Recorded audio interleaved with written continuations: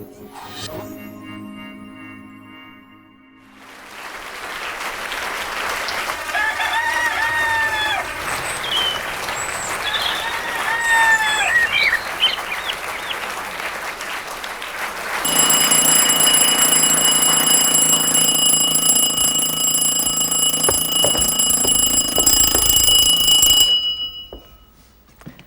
sure that horrible sound is familiar to you all. It's the sound that tells you it's time to get up in the morning. Doesn't it seem so much harder to get up at this time of year when it's cold and dark? But have you ever noticed that sometimes, particularly when you've got something important, you seem to wake up just before the alarm? Then, of course, at the weekends or holidays, you're wide awake at exactly the right time, even though you don't actually have to get up. So how do we tell the time without clocks? It's almost as though our bodies know what time it is.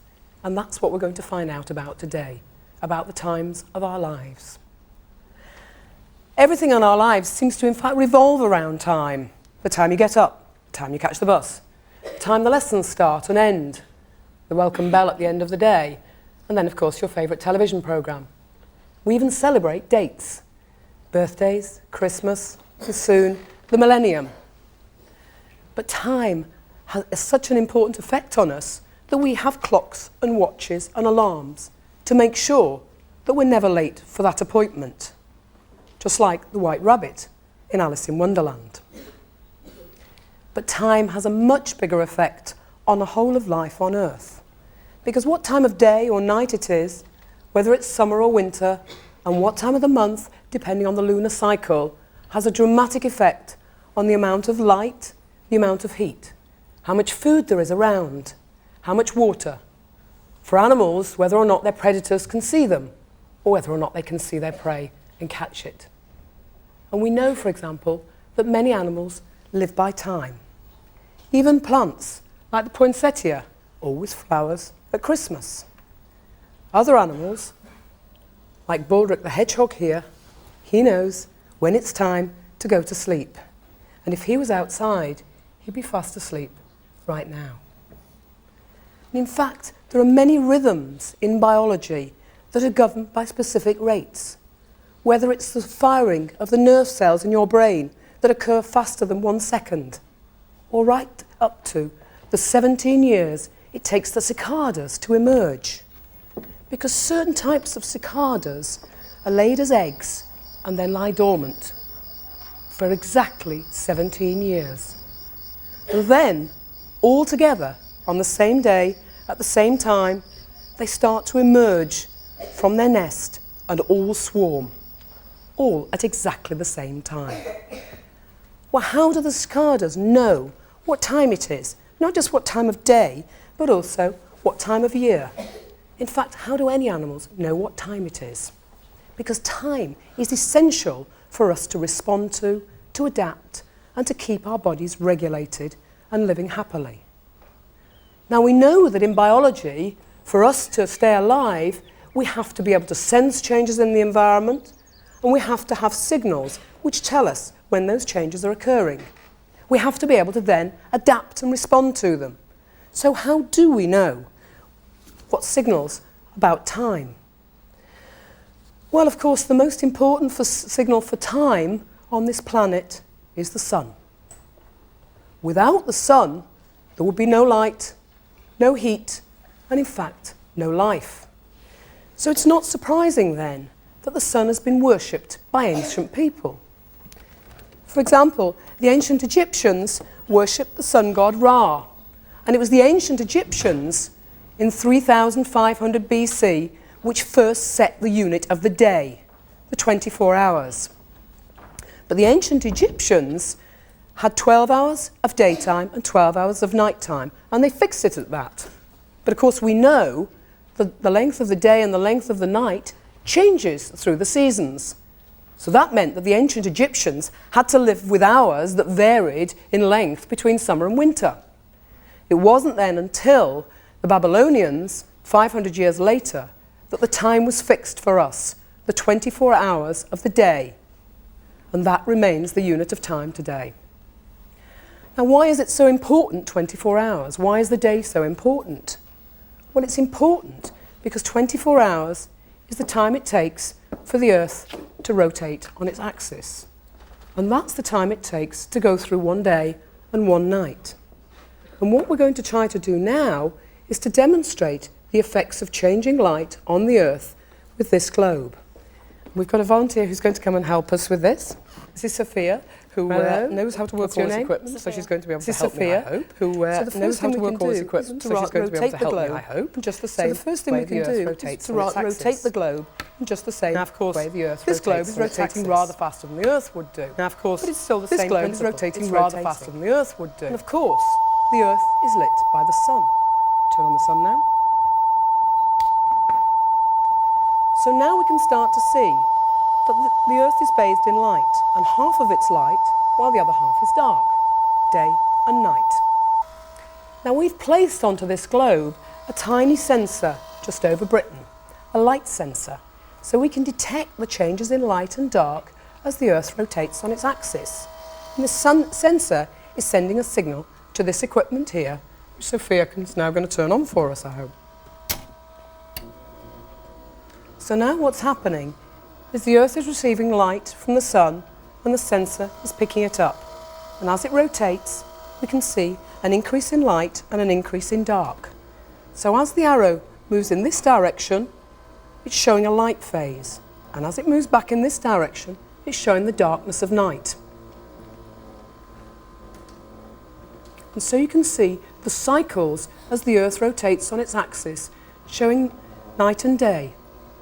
And all of this, of course, is dependent on the sun. And now if I put my hand in front of the sun, if we had a long eclipse, for example, we should start to see that the light signal being picked up by the sensor is lower. So it appears now that it's largely dark. And this is why 24 hours is so important to us, because it changes night and day. Thank you very much indeed. Now, of course, most animals are sensitive to light, to the sun, and some in particular tend to follow the sun. For example, these jellyfish travel along trying to gain maximum energy and heat by tracking with the sun's rays. These mountain avens, the flowers, here in time-lapse photography, move throughout the day to follow the sun as it goes across the sky. The birds in the morning know when the sun is coming up. The birds in the morning know when the sun is coming up because they sing so many animals and even plants are sensitive to light. And of course we too are very sensitive to light. We are animals which are known as diurnal. We're awake and active during the daytime when the sun is up. And the daylight and the dark, the 24-hour cycle of the Earth rotating on its axis, determines most of our body rhythms. We know, for example, the rate our hearts beat at, the rate of respiration, the levels of many hormones, all change in a cycle over a period of 24 hours. One of the most important of these cycles is temperature. So that if we now look at a period of time from here when it's light, here when it's dark, and here when it's light again, we can follow the pattern of temperature in our bodies.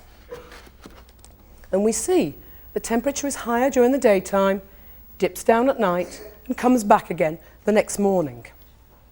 Now this means, of course, that during the night time, when most of our body processes are shut down, that's the time when we tend to be most sluggish and unresponsive. It's not till later, after the sun is coming up, that we start to become more active. The night time is also, unfortunately, the time when the greatest incidence of diseases like heart attacks and strokes. And for other aspects of medicine, that 24-hour rhythm is also important. We know, for example, that we respond completely differently to drugs at different times of day and night. And we know that because of the changes in our hormone levels, we may get false readings if people have been working on shifts. The other important cycle, of course, that we go through every day, or in fact every night, is we go to sleep. And sleep is essential for us to rest our bodies and repair and replenish them. But sleep is more than that. Sleep isn't just a good rest. Sleep is represented by a change in the activity of the brain. And that's how we measure it. And we can determine it, for example, from measuring the EEG by placing electrodes on the brain. So for example, here when we're awake, the activity of the brain is fairly continuous and rhythmic. And down here we see the heart rate, and here the muscular activity on our chins. It's fairly consistent. But then here, for example, as we start to go into sleep, there are two phases of sleep. And this one is known as rapid eye movement sleep. And here, with an electrode attached to the eyes, we can see them moving suddenly. This is one important stage of sleep. But the next important stage of sleep is called slow wave sleep. And here we can see a very different pattern of brain rhythms with long, slow waves. And then, as we start to wake up, just here, we see the brainwave activity start to increase. So the activity of the brain is the way that we define sleep. Now, all animals rest. Most of them close their eyes, but not all of them show exactly the same patterns of sleep as we do. But as far as we can tell about their sleep, it appears that little animals sleep for longer than big animals. So the bat, for example, may sleep for 20 hours, whereas cows probably only 4 hours, and as far as we can tell when they're sleeping, giraffes probably only about 2 hours. Then, of course, there's the fascinating world of dolphins. Because dolphins, like most marine mammals, can half sleep. Half of their brain sleeps, while the other half keeps vigil and stays awake. Then, animals like seals that dive deep into the water go to sleep as soon as they start to dive. It's a very useful response because it helps them to save oxygen when they can't breathe. They sleep and sleep and sleep while they're diving deep, and suddenly they wake up at exactly the right depth and exactly the right time, even though they're in pitch darkness. Now, of course, we as diurnal animals are sensitive to signals from light. We wake up normally about the time the sun's coming up and go to sleep in the evening. But that's not the case for all animals. Many animals live either by pitch dark of night or by dusk or dawn. The jaguar, for example, prowls around looking for his prey in the darkness. The hedgehog we saw earlier, again, pops out at night to find a meal. And the little tiny dormouse also lives by night. Now, of course, nocturnal animals, which live by night rather than us, or those that live by dusk and dawn, they have to have different adaptations. They have to be able to either see better or hear better, or perhaps like bats, they have to have developed echolocation. So they're generally different to us. And now we're going to see an animal that is beautifully adapted to living in the dusk and the dawn, and that's when it hunts its prey. Well, welcome Penny, who's bringing with her Bliss. Penny, can you tell me what Bliss is? Bliss is a barn owl. Isn't he lovely? He's very interested in something over here. Well, Bliss tends to hunt in the evenings in the dark. Therefore, he's very well adapted. Now, the first thing you notice, he's got big eyes. So he's having a good look at you all at the moment. So he can see at night much better than we can. But he has an even more interesting adaptation. He can hear remarkably well. And if you can see here, come here. No, yes, there. His face is split down the middle. And the reason he's got this divide down his face is so that he can distinguish sounds more easily from the two sides of his ears, because he can distinguish the rustling of a tiny animal hundreds of yards away. And he distinguishes exactly where that animal is by measuring the difference in sound in this ear and that ear. Scientists have calculated that his brain must be able to distinguish the difference in time between sound and this ear of less than 1/10 of a thousandth of a second. The other adaptation that Bliss has is he's got beautiful soft feathers, which means that when he flies, he hardly makes a sound. This helps him to stay quiet and be able to hear his prey better, and of course it means that his prey can't hear him. So I think we'll let him go away now. Thank you, Penny.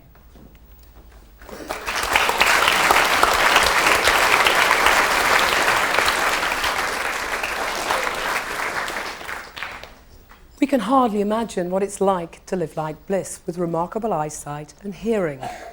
But what we're going to try to do now is to try and see what it might be like for a nocturnal animal that can see in the dark. And to show this, I'd like to have a volunteer, please, from the audience. Any volunteers? Do you want to come down? Yeah. Okay, do you want to come along? Yeah, the red. Hello, what's your name? Ben. Hello, Ben. Can we put this on? What we have here, this interesting apparatus, is some night goggles. In fact, from a Russian tank. And these should allow Ben to see in the dark. Okay, so now we're going to turn the lights right down. Down they go. Can you see? So suddenly, you can't see so well. And now we're looking at what you're looking at. Can you see? At the audience. And now we're looking at the people. What you're looking at. Yep, good. The audience. Now, what we've got up there, I think, are some volunteers who are going to hold something up. What we've got up there, I think, everybody hold some volunteers who are going to hold something up. I think there's something up there, but everybody I can't hold see what it says. Can you read it? I think there's something up there, but I can't see what it says. Greeting. Very good, very good. You got better eyesight than me anyway, well done. Okay. Very good, very good. You got better eyesight than me anyway, well done. Don't damage anything. Okay. Can you imagine being a Russian tank driver? Yeah? Okay, thank you very much indeed, Ben.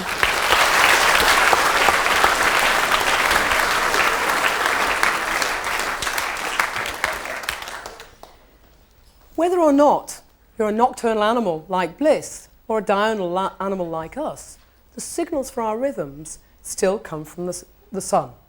From the time it comes up in the morning, when it goes down at night, to the next morning. That's 24 hours, and that's what determines most of our body rhythms. But of course, there are animals that live without light.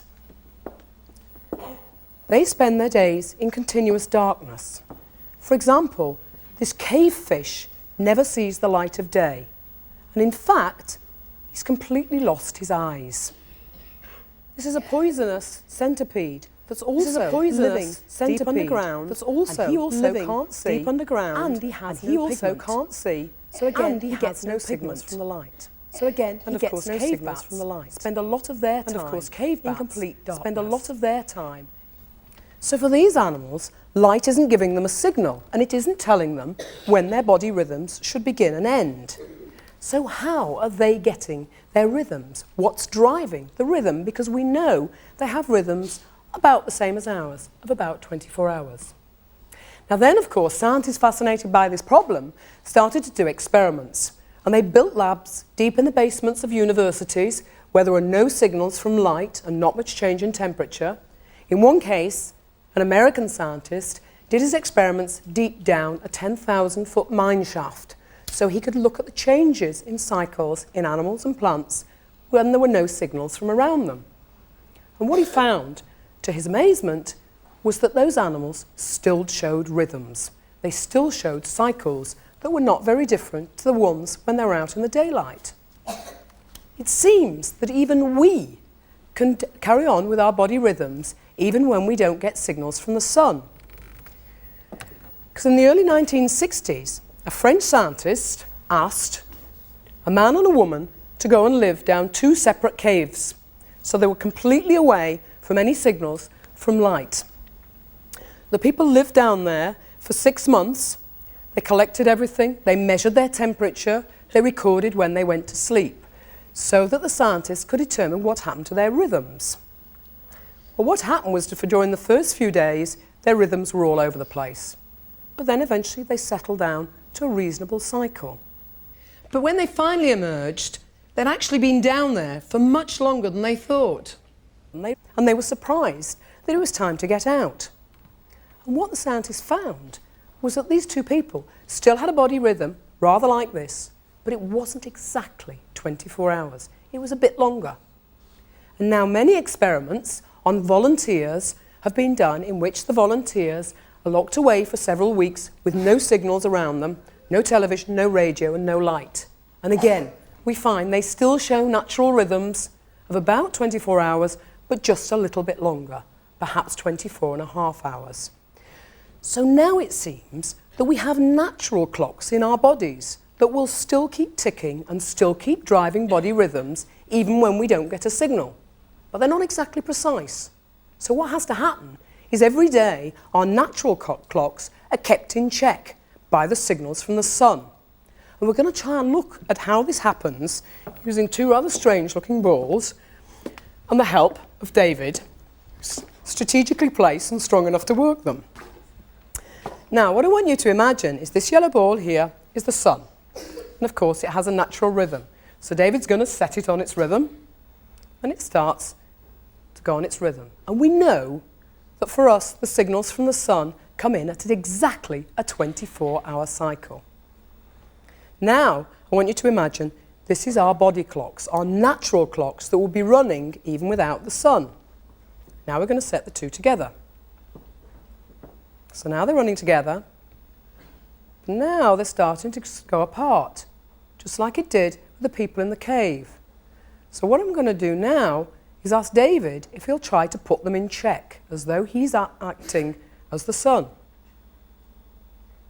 So every morning, the natural clock is being set in time with the rhythm of the light and dark that we experience around us. Now, we're going to do something more difficult, which David's dreading. What we're going to do now is to set the two off, and I'm going to ask him to close his eyes and now see if he can get the natural body clock in time with the Earth's light and the sun. You let them go? Right, off you go.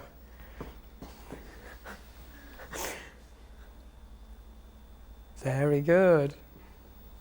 So they're still staying sort of in time for a while. Doing a good job. But after a while, of course, what happens? After a while, of course, what happens is without these signals from the sun and without having our eyes, our body rhythms start to go back to their own natural rhythm. And they go on a cycle that's slightly different to the cycle of the sun. Okay, thank you very much indeed, David.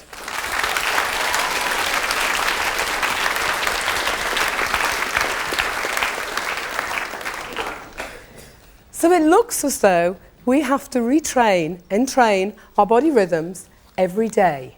And if we don't do that, they'll slip into their own natural response. These rhythms are entrained by the sun, by light. And how do we detect light? Well, it's fairly obvious, isn't it? We detect light using our eyes. We have here a model of a brain, a head, and inside are pictures of a brain, in fact, pictures of my brain. Because this is a magnetic resonance scan taken of my brain a few weeks ago in Manchester. So here you can see a slice through my brain, exactly as it looks. And here you can see the eye. And the eye, of course, is what picks up signals about light. It doesn't just help us see, but it gives us light, which then gives a signal to the brain. But not all animals rely on their eyes to detect light. For some of them, their brains can detect light directly through the skull, and it's this that can entrain their body rhythms. And we have just one such animal here that has an ability to see through its skull. This is Stig the iguana. Hello, Penny. How is he today? Oh, very interested. Isn't he nice? What's going on? Now, Stig can see quite well. As you notice, he's having a good look at you all. But even when he shuts his eyes, he can detect light. Because if we can just look on the top of his skull, on there, thank you, Stig, very good of you, on there, there's a tiny patch that's rather thinner than the rest of his skull. And so light can be detected through that part of the skull and send signals directly to his brain. So he has a way of detecting light without his eyes. Okay, thank you very much indeed. Bye, Stig. Thank you.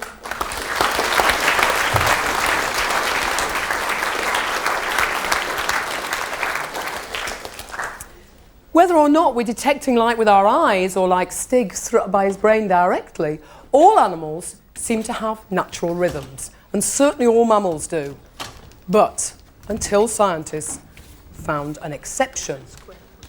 And of course, it's always the exception that's very interesting. This exception is here, called the naked mole rat. Now, some people say these little animals aren't very pretty, but if you have a look at them, I think they're quite cute, really. Now, these naked mole rats, they never have any fur, live underground. So they don't get any signals from light, and they have virtually no changes in temperature. These are the only let's hope he mammals doesn't eat the scientists camera as he have did found last that time. They don't also have have natural extremely rhythm. big teeth, as It's we found almost out as before, though which are very good they've at eating adapted wires. over tens of thousands of years. But these To the animals, fact who never that they see don't light, need light and they don't need show to no change. body rhythms. And let's hope he doesn't eat the camera as he did last time. They also have extremely big teeth, as we found out before, which are very good at eating wires. Homeotherms. We keep our body temperature very constant, at about 37 degrees centigrade. Mole rats are different. They let their temperature change. They're in fact rather more like the iguana, who lets this temperature drift with the changes in environmental temperature. So the animals are unusual in a number of different ways. And finally, So here seems a little to be the animal exception like to the this rule. we'd expect blind animals that don't have rhythms. Well, we know that blind people who can't see or sense light also have disrupted sleep-wake patterns. So this seems reasonable. If you can't see, you don't have rhythms in tune with the environment. But then came a quandary, because scientists discovered another animal. In fact, a cousin of the naked mole rat. This is the blind mole rat. The blind mole rat, of course, does have hair, but just like these funny little animals, he's completely blind. But this mole rat has a natural body rhythm that's almost exactly in tune with the 24-hour cycle of the day. So how does he do it? How does he keep in tune with light when he can't see anything? Well, with the environment. The answer to this was found by a group of scientists in London and published just a few weeks ago when they discovered a completely new sensor in the eye of these animals that we may have as well. Because we think of the eyes for seeing, but these animals which can't see can still detect light through these new sensors that have just been discovered in its eyes. So that means that eyes aren't just for seeing, they're probably also for sensing light. And in fact, many blind people who can't see but can sense light, they have normal body rhythms, suggesting that the eye is very important for entraining our clocks and keeping it in tune with the environment. So now we've learnt a little bit about our natural body clocks. But where is it? How does it work? Well, for most animals, the natural body clock seems to reside in a part of the brain called the pineal gland. And the pineal gland is located just under that little skylight on Stig's head. In fact, the pineal gland is often called the third eye because it's that which senses light and that which triggers the clock. In fact, the pineal gland's been known about for 2,000 years and it was referred to as the seat of the soul. But then later in 1662, the French philosopher Descartes wrote in detail about the pineal gland. And even at that time, he believed that the pineal was closely linked to the eyes. And he drew a diagram linking the pineal gland here to vision and sight. In fact, at that time and for many years later, the pineal gland was believed to be the very seat of the soul. Interestingly now, though, that many people believe that clocks and timing are some of our most fundamental biological changes. So indeed, Descartes may have been right several hundred years before his time. Now, in many animals, the pineal seems to be the main clock, but not so in us. We're rather different. We do have a pineal gland. If I open my brain a little bit more, we can see a pineal gland down here.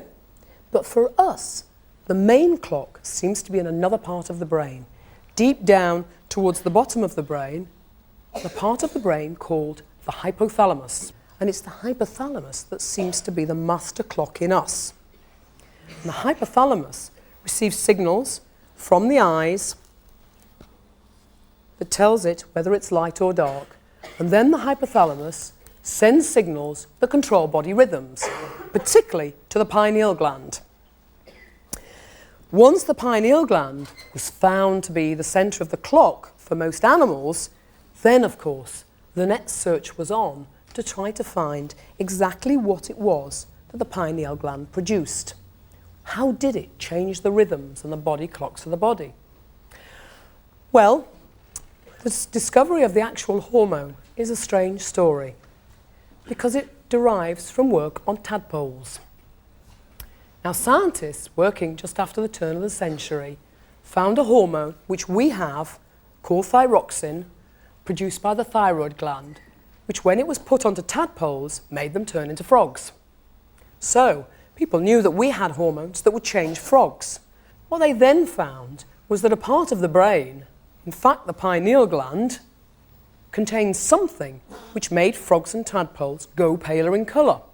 And that hormone was called melatonin, which many of you have probably heard of.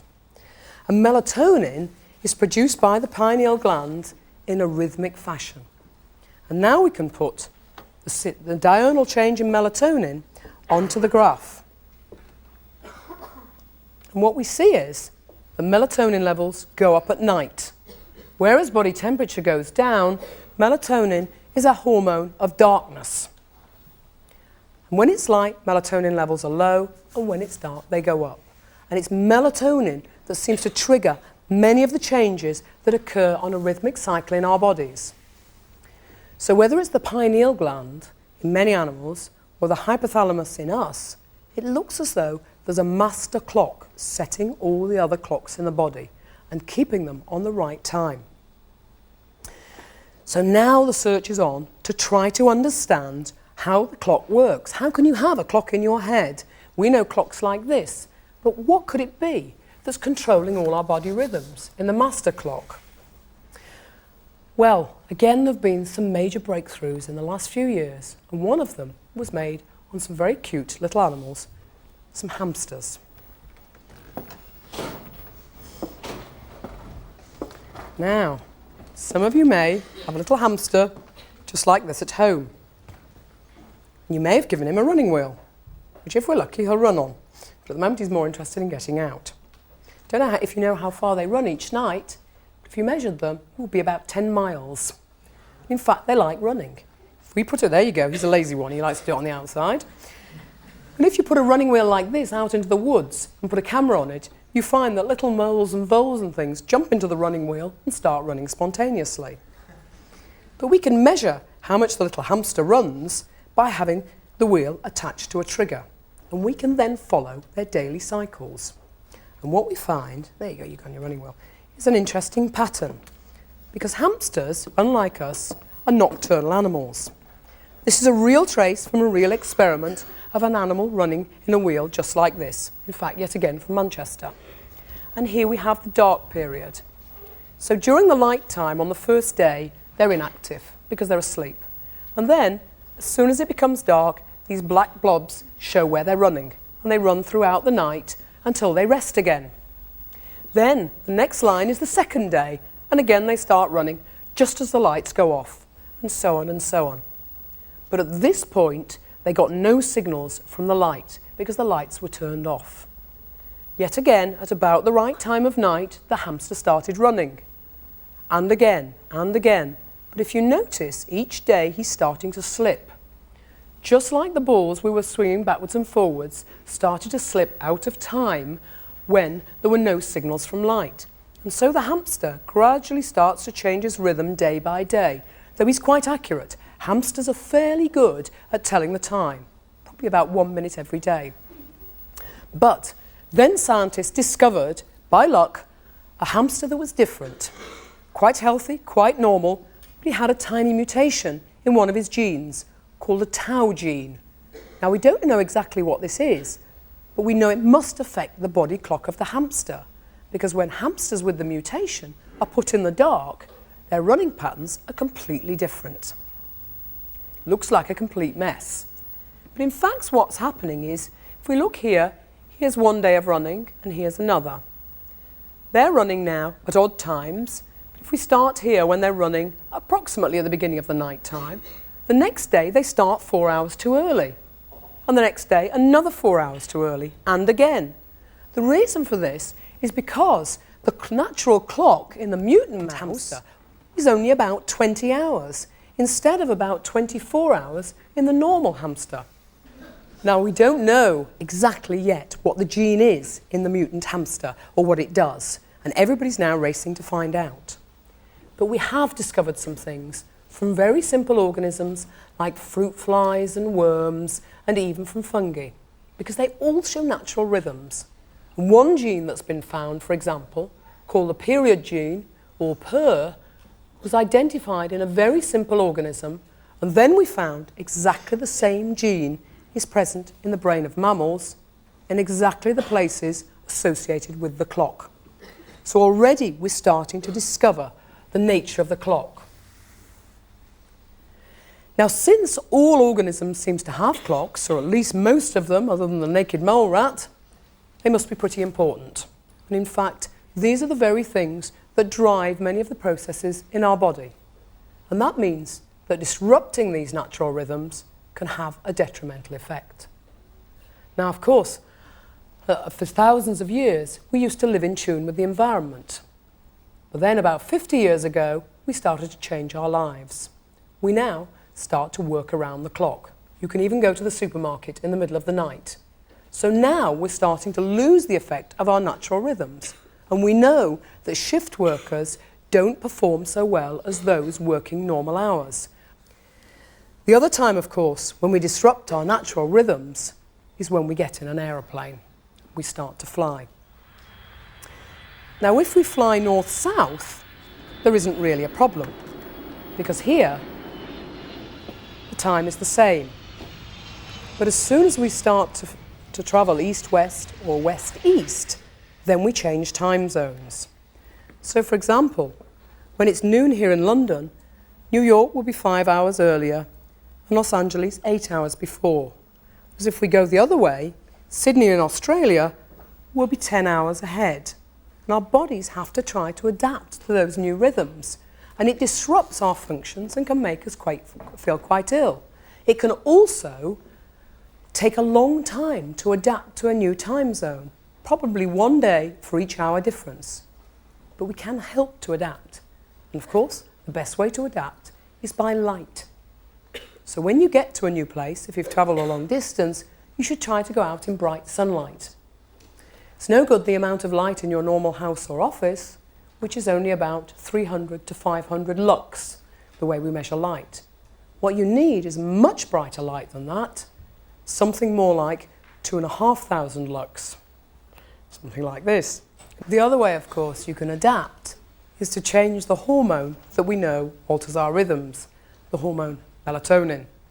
And of course, although you can't get these in this country, recent studies, again conducted in England, suggest that for most people, taking melatonin can help them to adjust to a new time zone.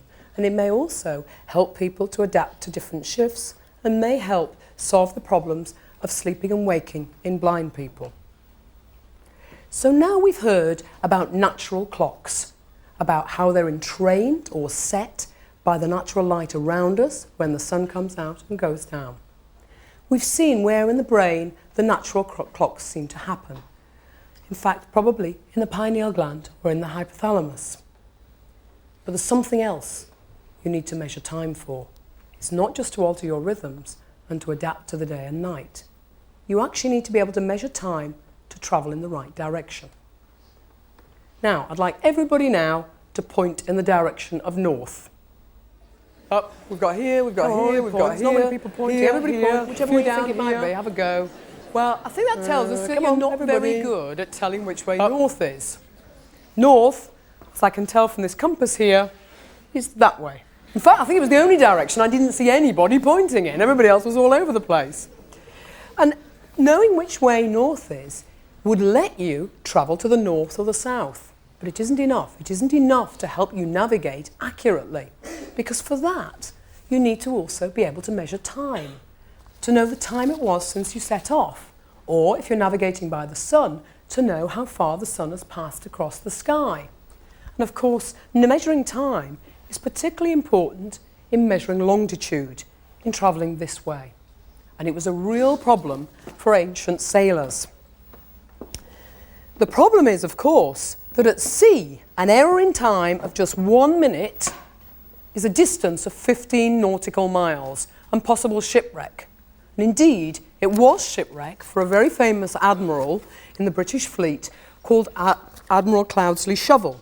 And he's famous because as he was sailing back and thought he was heading for France, he got his navigation wrong. Instead, he wrecked most of the British fleet on the Scilly Islands, losing 2,000 men, and interestingly, he was one of the few who survived. Now, as a result of that, a great disaster, the British government decided that the Navy simply had to have an accurate way of measuring time at sea. So they set up a competition to design a clock that would be accurate at sea. And the man who won that competition was a man called John Harrison. In 1735, John Harrison designed the first really accurate chronometer.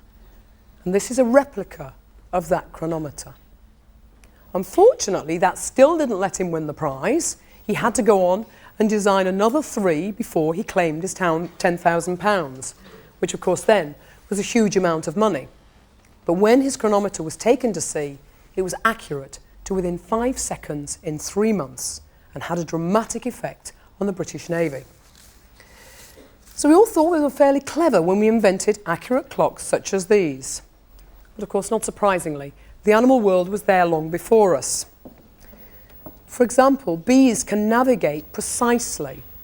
They travel out, find the nectar, and then come back to the nest and tell all the rest of the bees in the nest exactly where the nectar is, giving them directions and time.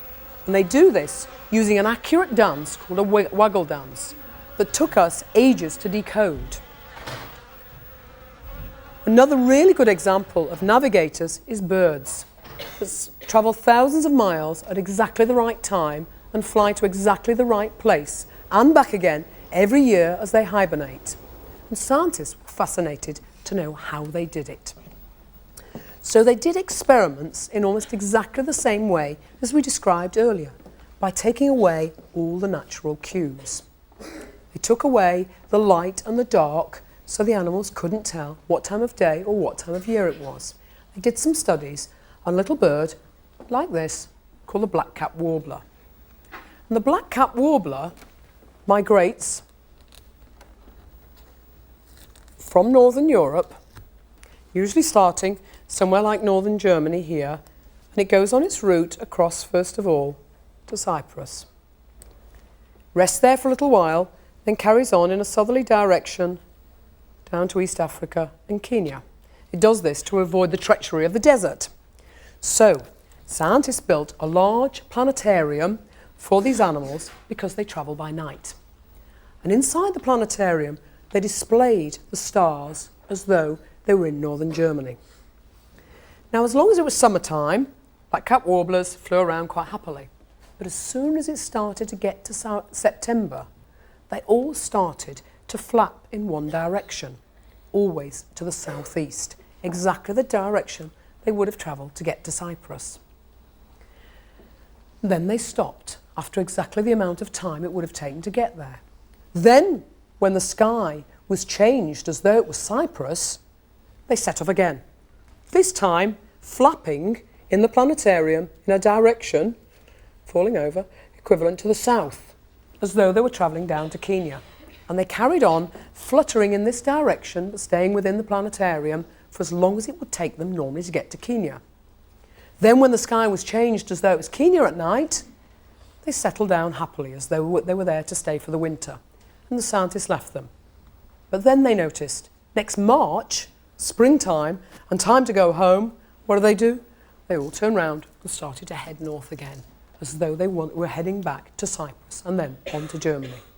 So it seems that these animals, which had never migrated before, these were animals that were born in captivity, have within their tiny brain a compass and a map and an accurate way of measuring time. And we still have no idea how they do it. Now, of course, one of the main reasons that animals migrate is because of the seasonal changes.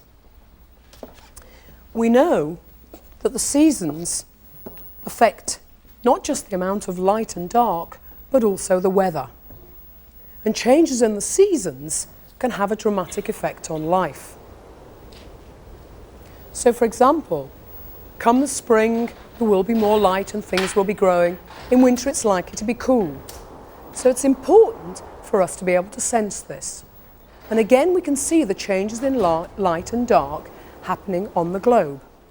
We can determine that in the northern hemisphere, when it's summer, we will have long days, and in the southern, and when it's winter, we will have short days. We can now look at this again, using the same demonstration as we used before.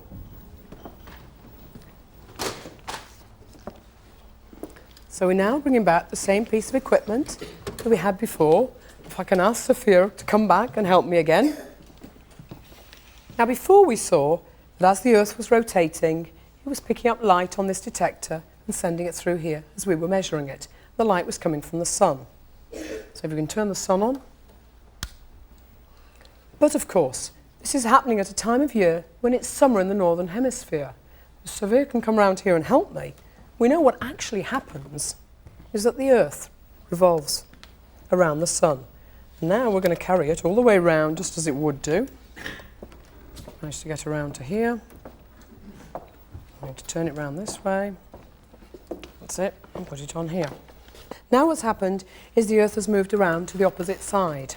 And what we're going to do now is to start the Earth rotating. Here. And now you'll see the sun is shining mainly on the southern hemisphere because it's summer down there and it's winter in the north. Now, can you start this again? Yet again, we're seeing changes in light and dark, just as we saw before. Lightness during the daytime, darkness at night. But now, with the sensor in the northern hemisphere, we're seeing a different pattern of changes because now it's winter time.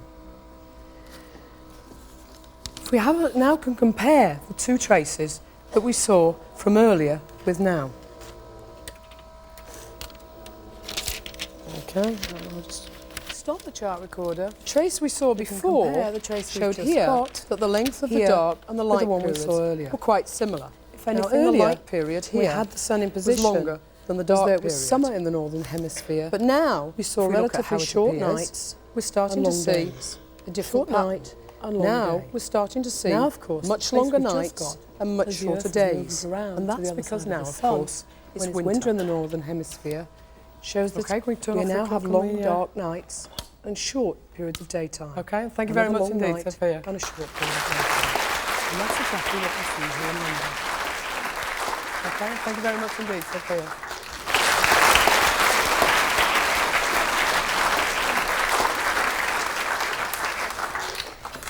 The seasons have a lot of effects on our bodies, but particularly on those of many other animals.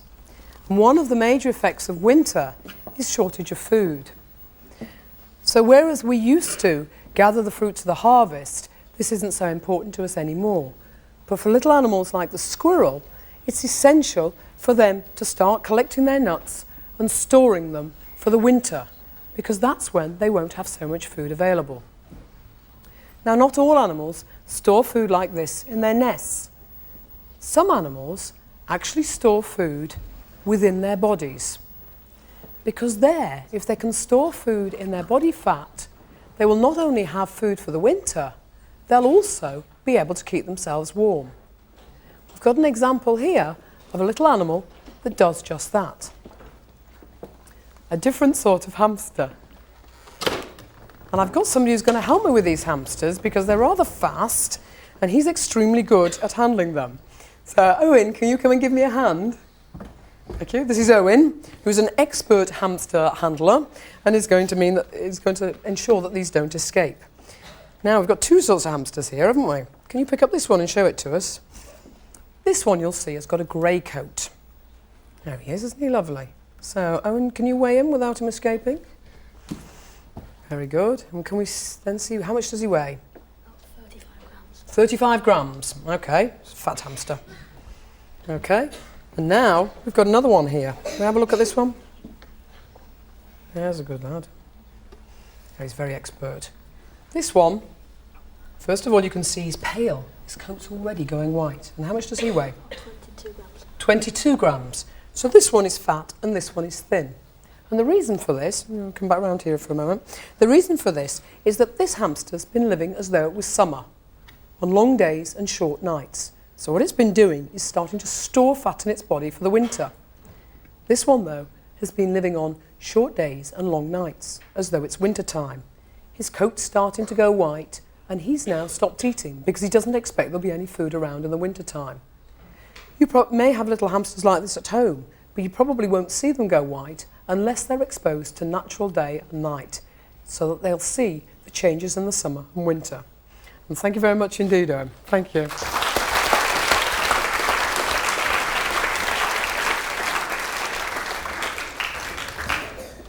Many animals have different ways of adapting to the winter and the summer. For example, a lot of them hibernate. We've got two examples of hibernators here. This is Baldric the hedgehog, who was born when he was first found, and Linford the tortoise. And of course, both of these animals would normally be hibernating in the wintertime if they were out in the natural environment. In fact, we've known about this for over 200 years, since the naturalist Gilbert White weighed his tortoise Timothy every year and said that he always lost weight in the winter as he was hibernating. For some mammals, like Baldric, when they hibernate, they let their body temperature drop, sometimes down to just 5 degrees centigrade. During that time, they'll be hardly breathing and their heartbeats will have almost completely stopped. Some animals are also remarkable at timing hibernation. For example, the ground squirrel always starts to hibernate between the 5th and the 12th of October. He goes into a deep sleep and then wakes up again sometime between the 20th and the 22nd of April in the spring. He seems to know exactly what time it is. For many animals, hibernating is essential to let them save energy. Not all of them go into long, deep winter sleep. Some, like bears, may go into a sleep for just a few days or a few weeks, a state called torpor. And then they wake up now and again to have a midnight snack.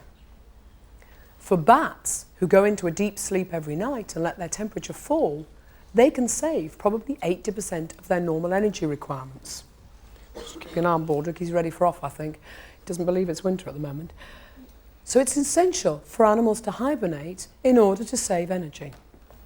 Now, there is another important effect of season on the behaviour of animals, and that is because it tells them when it's time to mate and breed. You may have seen the stags rutting to get their place in the hierarchy to decide who's going to be the dominant male before the mating season. Elaborate courtship displays of birds are there to entice a mate into breeding at a specific time of year. And the reason for this is so that their eggs will hatch or their young will be born at exactly the right time of year. Because the time that animals are born dictates how likely they are to survive. If they're born in the middle of winter, there may not be enough food for them to eat. Now, if we were in this lecture theatre before the time of Michael Faraday, because he started the Christmas lectures, then I'd be able to see a pattern of birthdays in all of you. We'd find that a large proportion of you were born in March. It seems to be a good time to be born because it's in the spring. But if we surveyed you now, we'd find that you had birthdays probably all over the year. So now we've seen a number of different ways in which time can affect our bodies and those of other animals. It can affect rhythms during the course of the day and night. It's essential for getting us in tune with the light around us, and we've looked at the sort of mechanisms that are probably involved in the clock. The times are also essential for animals to judge the times of year, the seasons. But there is one last clock, a clock that's ticking all of the time in all of you. The clock that tells you when time's up and you're going to die. Now, of course, lifespan varies hugely throughout the animal kingdom. For example, the poor little mayfly, after it's hatched, will live for only about a day. The elephant, on the other hand, will live for probably 70 or 80 years. And some giant turtles can live for several hundred years. We don't know exactly what determines lifespan. An important thing is size, because little animals normally have shorter lifespans than big animals. But that doesn't explain why the bat or the lobster or the carp can often see their 50th birthday. Now it starts to look as though cells have a pre-programmed time to die. They have a pre-programmed lifespan. As long as they're not dying by accident or by injury, they seem to be able to count time. And they do this by determining how many divisions they've gone through. By the time I finish this sentence, 50 million cells in my body will be dead. Now, fortunately, many of those will be replaced quite quickly, like the ones on the skin or in my blood. But, of course, those in my brain, once they're dead, are gone forever. So it's important to understand what makes cells die and how they know when time is up. And it looks like it's something fundamental to the cell. It's within the gene itself, in the DNA. Because if we imagine this as a strand of DNA in blue, on the end of this is a section called a telomere. It doesn't contain the genetic code, but it is essential to copy that DNA. And that's exactly what has to happen every time a cell divides. The DNA is copied. But when it's copied, the telomere at the end gets a little bit shorter.